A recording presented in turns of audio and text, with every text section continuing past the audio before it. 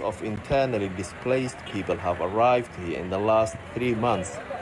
They are fleeing a war between government troops, Eritrean forces and local militias on one side, and the Tigray People's Liberation Front on the other. The conflict has devastated the local population. Hundreds have been killed in massacres, thousands have fled, and countless women and girls have been violently raped. I am one of the first foreign journalists to reach Tigray. At Maqalle's Aidar Hospital, doctors are overwhelmed by the number of rape victims seeking help. They say rape is being used as a deliberate weapon in this war. Now you're seeing many cases of rape daily in relation to the war. Yeah, where it's a dramatic increase in the number of cases. Almost all of them, they tell you that they are raped by soldiers. Victims of rape go to the Center for Women and Children within the hospital. Sister Mulu is the first point of contact. Since the war, how many patients have you seen roughly? Roughly 260. 260? Yes. In this clinic alone? Yes, okay. Since the war till now. Now? They are not knowing the person who raped, but it's as a group. They get many diseases. They acquire many diseases like HIV, like hepatitis, like STI. The women who reach the center often have serious physical wounds. A warning, the stories that you are about to hear are incredibly distressing. الشيء رمينش همي تحنا تخي همي نخي تايت قرمت خلاف زي حكمنا تاي خوينا تاي بزحكي زيت فلتي يا اخي تاي مهانت فلتي يا اخي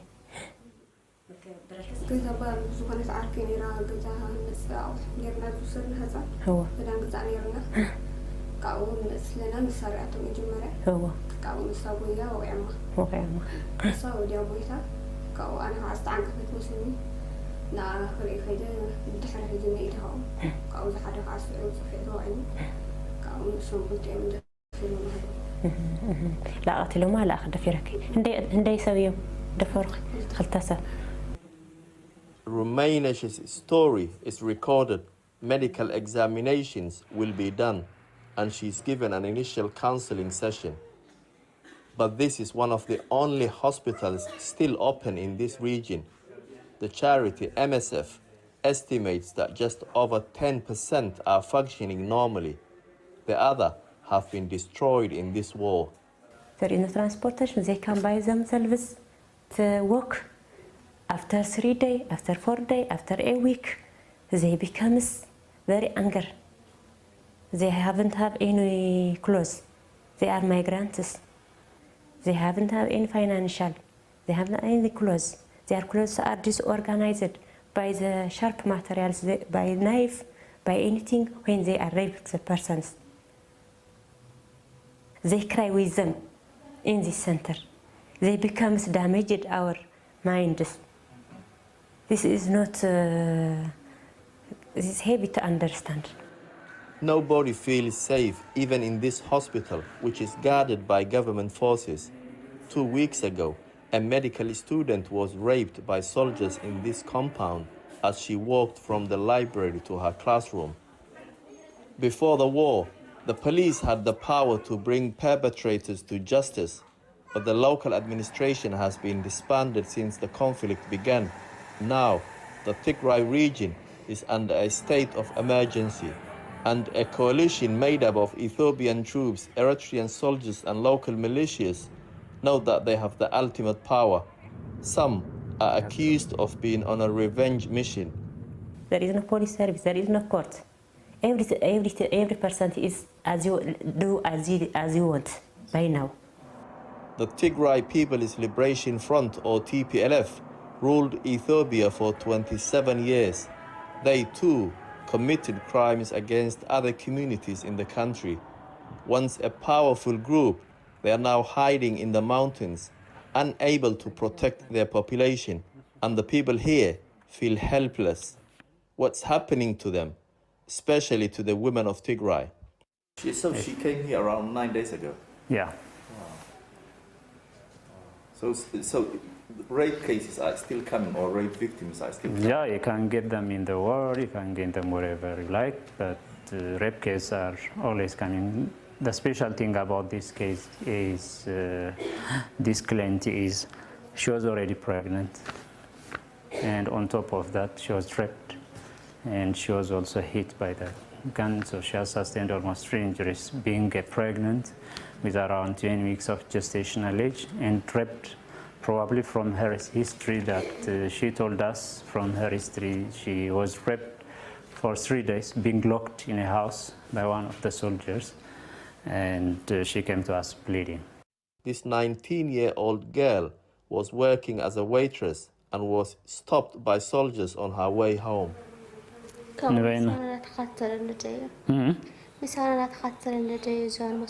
مسانا؟ ديو؟ أو يوسيدك نبت جزاتي؟ دي؟ أو جزاتيكي؟ أو ترى روسم سولهم دي؟ أو تمسوا تقادي ويسنلي وخودي لها؟ نعجزات. أو دفرني.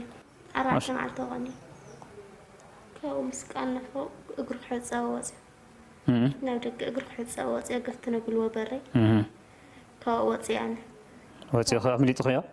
مسوات أخاو بكلا شوي إني مهتنة. بكلا شوي إني مهتنة. كتوات مسؤول خدي؟ دم مسفسن أو دول لحدا. تايلو. مع صدق. When he realized that she is bleeding, he called another soldier, and he ordered him to take her and throw her on the road. Many of the victims are too traumatized to go back to their families. They fear the attackers will go after them. A refuge away from the hospital is for those women who have lost everything, who cannot return home. We're now heading to a safe house where there are around 40 women, all of them victims of rape. It's in a hidden location, and we were advised to travel separately in case we were being followed. One shocking story that I kept on hearing was that of a woman in the safe house.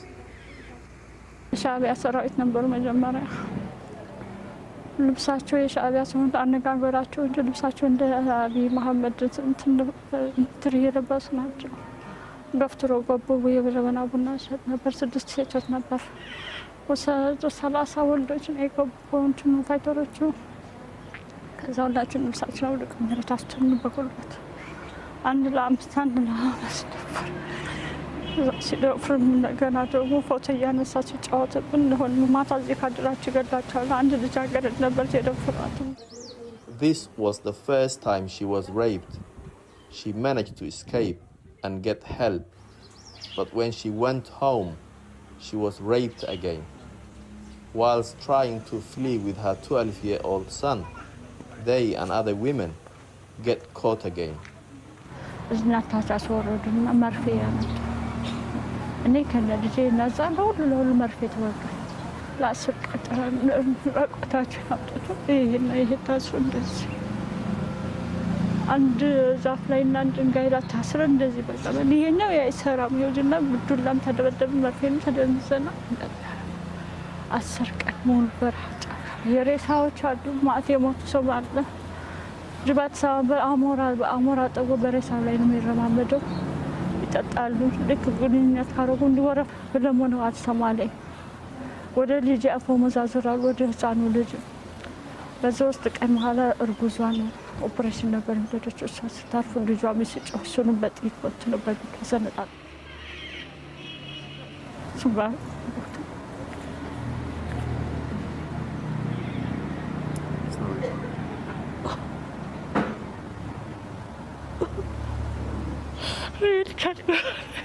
Sorry.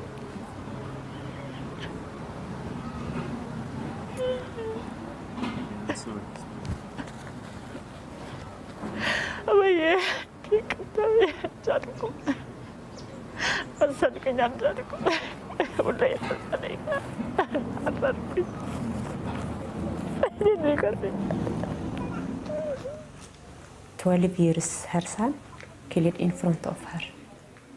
She crying when she remember him, her child.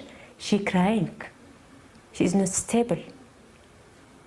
This is very painful service to us. How can I clarify it?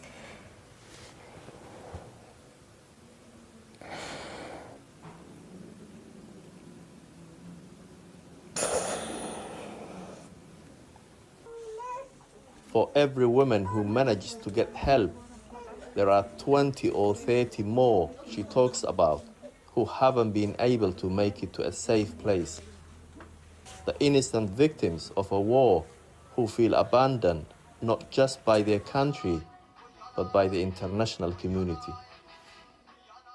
That report produced by Jamal Osman and Amir Amane-Kiaro, Elias Tefaye and Daniel Araye.